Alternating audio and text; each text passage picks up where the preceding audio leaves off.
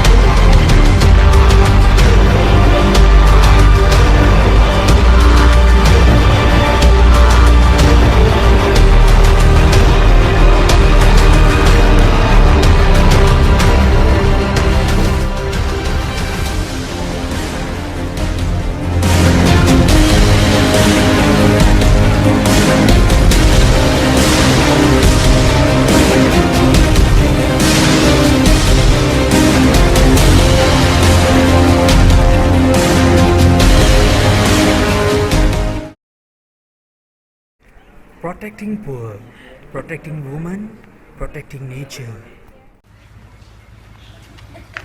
This is the MSL Swaminathan Research Foundation, which is very important in this area. This has lot of works like researchers and providing technology and giving loans to farms and this involving so many activities and enhance the rural livelihood of these farms. We are expecting MSSRF should facilitate marketing to support the farmers' income. Because of the less number of extension offices, relevant technologies are unable to reach farmers. So, number of extension offices should be increased.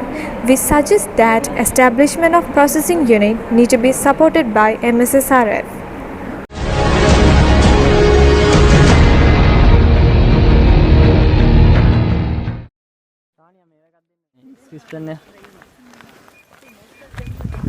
We are now in the village of Chokkalingapuram and we are going to see a bio-input unit. So let's go there and see what is happening inside. It was established under the guidance of Tamil Nadu Agriculture University and MSSRF in Chokkalingapuram. They are producing trichoderma and bivaria to control the fungus attacks such as fusarium and phytophthora species. Normally, for the chemical control, costs are high. But through biocontrol, farmers are able to reduce their cost of production. To reduce the cost of production, they are using bottles instead of conical flask and jaggery is used instead of molasses. They sell and exhibit their products in the exhibitions, agriculture shops and in the functions of the villages. They have a huge potential to improve their marketing outlets, communicate and motivate the people to use biofungicides. Further, they can raise the income of workers by widening the range of their products.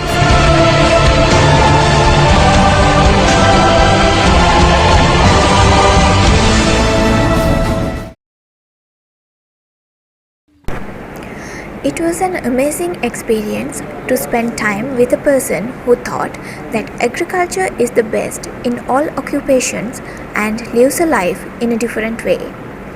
Mr. Ajay, who was earlier engaged in IT sector, has realized that the way of living in the city is not a good thing to learn a real life experience of life and it creates problems. So he has shifted to the village and started to do farming.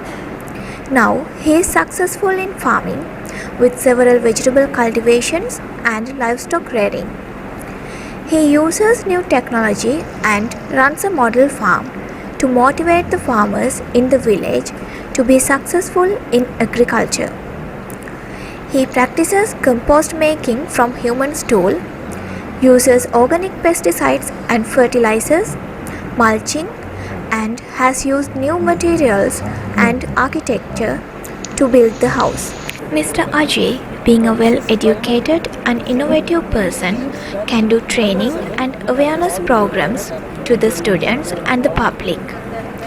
He can also act as an opinion leader to motivate farmers to use modern technology and knowledge in farming.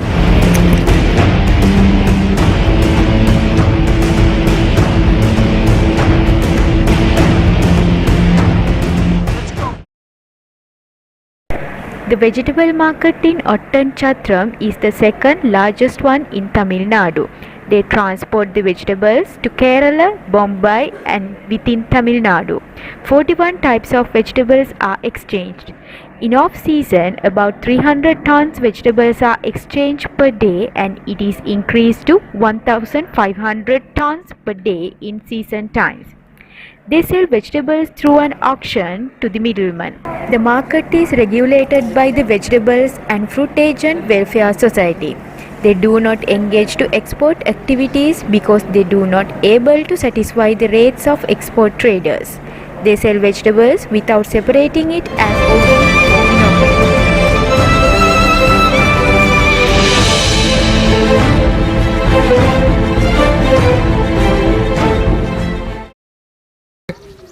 This institution was founded by Saundaram Iyengar, and presently we have 15 production units, and today we are going to visit some of the units.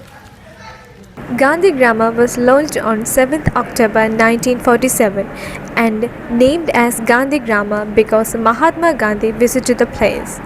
Dr. T.S. Soundram and Dr. G. Ramachandran started Gandhi Grammar to help the rural people for their growth and development. The main aims of the establishment are to train workers and especially women to improve education in villages, to organize village sanitation and health, to organize village economic self-sufficiency through agriculture, cattle rearing, marketing, village industries, etc. To establish welfare institutions for women and children in villages, to give children abandoned or surrendered in the Gandhi Grammar, Kasturba Hospital, etc. Now 186 abandoned children are fostering and they give the education from 6th standard to plus 2 level. They have a permanent employees and temporary employees. Several production units are in Gandhi Grammar such as paper producing unit, herbal medicine producing unit, soap manufacturing unit, garland making unit, juice making unit, plastic container making unit and etc. They are selling their products through the stalls and cooperative societies. Now they have a plan to build a Gandhi meditation unit.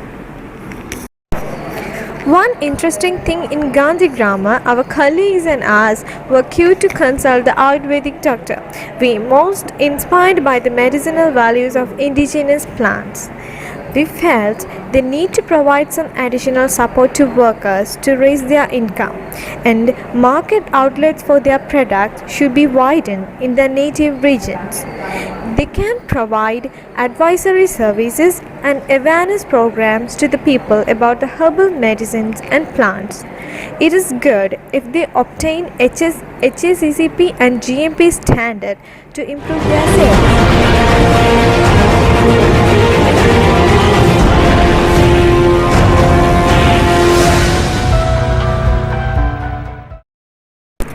The grape farm is situated in Settipatti and it one of the zero budget farm. They produce biofertilizer and pesticides inside the farm. They cultivate tomato, gherkin and capsicum specially, and these vegetables are grown under the greenhouse with controlled environment. Perennial crops they grow are papaya, mango and guava. They are maintaining some crops in the hydroponic system, especially mint plants. Irrigation was done with drip and sprinkler. They are practicing fertigation also. They rear livestock only for the cow dung production with indigenous trees. We enjoy taste of their fruits and vegetables. We suggest that they can combine greenhouses for one crop in order to reduce the cost of production. Tomato yield was comparatively low, even they are maintaining in the greenhouse, so they need to be maintained correctly. Integrated farming can be done with cattle rather than rearing them separately only for cow dung.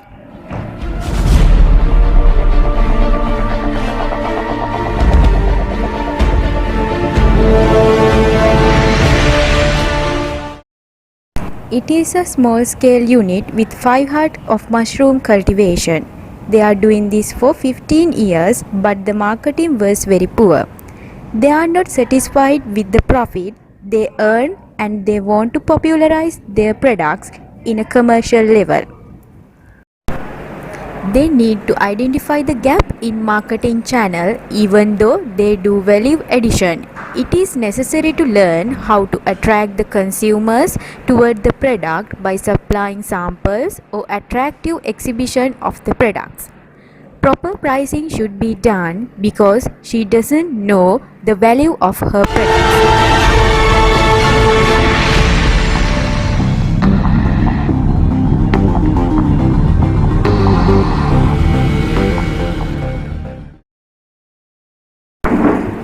Now we are heading to Kodaikanal to get the real experience of the rural people in the hilly region.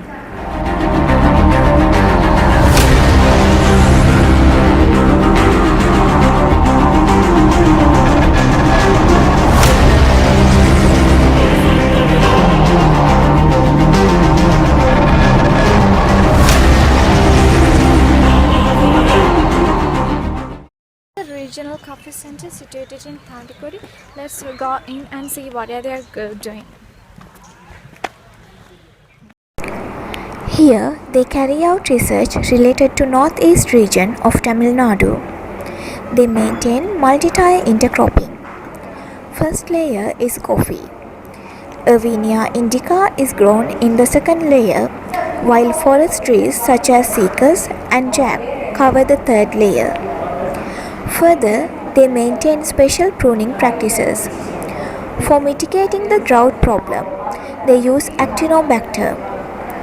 Biofencing with Gliticidia and Sesbania is practiced in this region. Roses and vanilla are grown in coffee cultivation to incorporate aroma to coffee. They have a great knowledge on herbs, their medicinal value and production of vermicompost. We expect that they will do more research and increase awareness of people in these fields and train farmers to produce vermicompost in their own fields and commercialize the product. This is a cycas species. It's flowering once 20 years. It costs 25 lakhs. And after flowering it produces new plants, and each of these plants is worth about 1000 Indian rupees ever.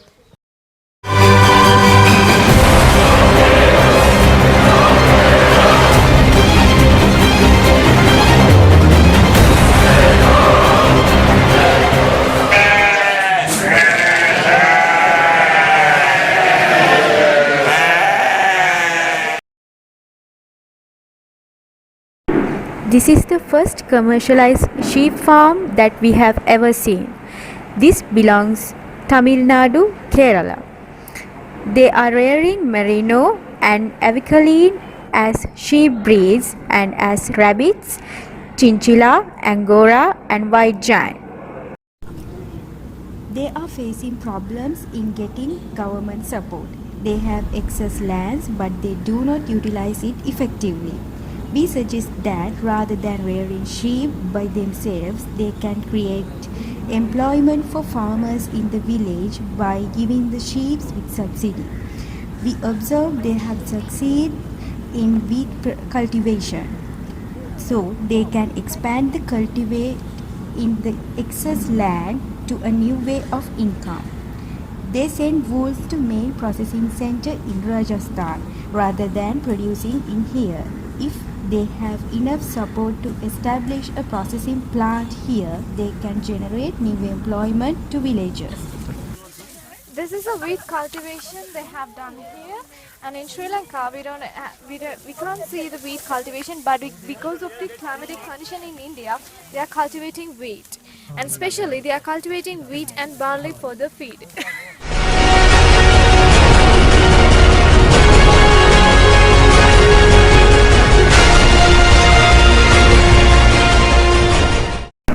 Our next destination was one of the villagers' house in Mannavanur. The owner is Vivek. He cultivates garlic, upland vegetables, onion and paddy. Even they have a very small house, they manage their small space effectively. We wondered about their hospitality and their lifestyle. Many farmers in the village do not have marketing skills and receive lesser income compared to resellers. Formation of a farmers association might be a solution to this problem, as they can look out their marketing problems together and easily access extension services from NGOs such as MSSRF. Sometimes villagers are not able to sell their garlic even after 8 months of harvesting. As a remedy, they can come up with value-added products as garlic pickles and garlic in honey.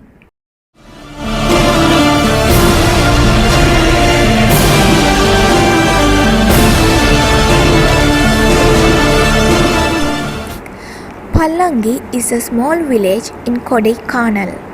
Most farmers are engaged in upland vegetable cultivation. We spent our night in Mr. Aravinthan's house and we experienced a great night with a campfire. In the village, some farmers are doing organic farming and some are doing conventional farming. Since the demand for organic produce is rising day by day, they can get a higher margin for organic produce. It is the responsibility of the government and other extension agencies to educate the farmers about the benefit of converting their conventional farms into organic farms. Due to the climatic condition in Pallangi village, they can success in peach cultivation, but the villagers are not interested in peach cultivation. For creating another way of income, intercropping of peach can be done, and this is one of the solutions to soil erosion too.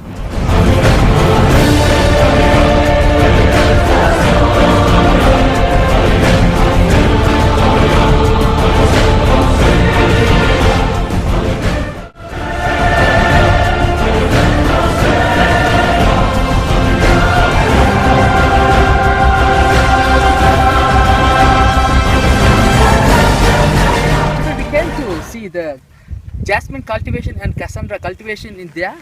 You can see there's the cassandra cultivation. About this cultivation is 2 hectares, and they're cultivating cassandra per day 4 to 5 kilograms, and in this is the off season, and they're selling this cassandra as 1 kg is 200 to 250. In the wedding season they're selling as 1000 rupees per kg, and this is the livelihood of the rural village. Here we observe that the effect of prevailing drought is high, as they do not practice drip irrigation and mulching. So the proper cultivation training can be given to them, and a fund can be supported by NGOs and other agricultural related organizations.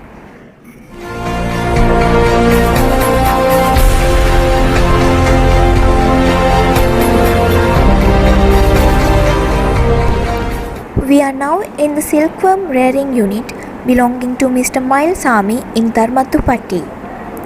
It is functioning under the guidance of the Silk Board.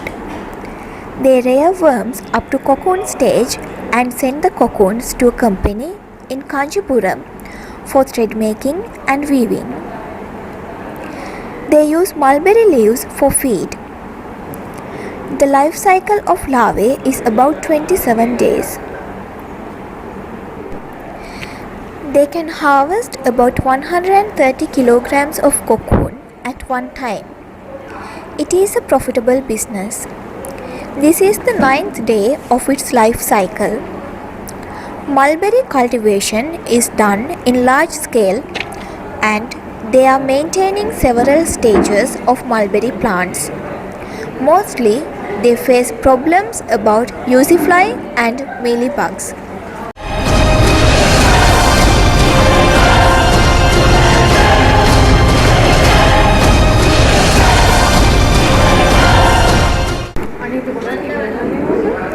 This milk producer organization is situated in Alathurampatti and is completely run by women.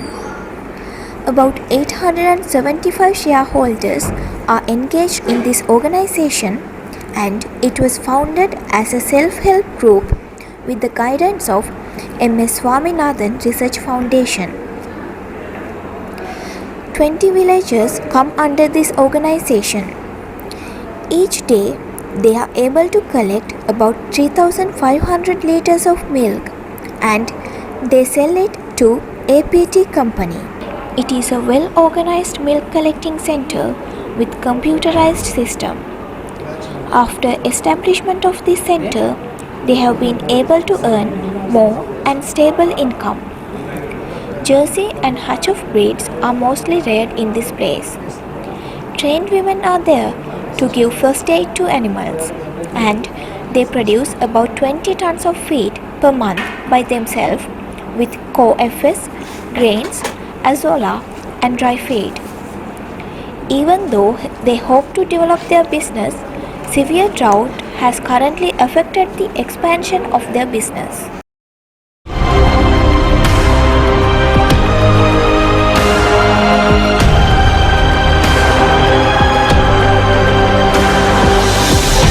Hosale area, milk processing unit. We could go further for the. The Loyal Mill is a well-organized institution in the region. In the value chain, all units maintained by themselves from cultivation to export. They are producing cotton cloths on contract basis for government agencies and other companies. They are maintaining cooperative social responsibility and following Thiagarajar principles and 5S principles. They cultivate cotton 4 times per year. We could observe the total value chain of cotton. We wondered the process of cotton cloth production. Currently, this farm houses about 86 cattle, and the main purpose of maintaining this farm is to provide milk for their workers at a lower price. And the specialty of this farm is they do not use excess antibiotics or any other chemicals to their cattle, and as a result they can produce very healthy and more or less organic milk in this farm. Further, they produce cream and sell it, and they sell milk to the workers at a very low price, and it is very good for their health.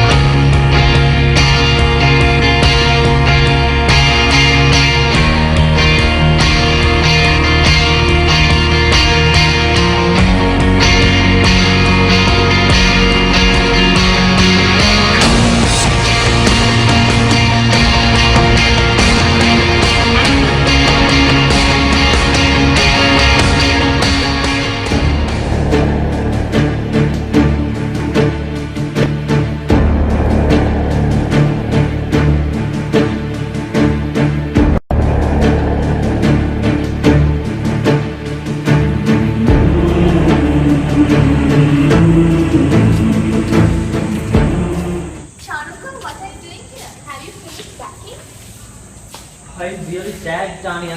Why? I'm going to miss this place. Fall in love, you're better fall in love. Don't you feel that? Even we are so sad, right, Bhumi? Yeah, just think about it.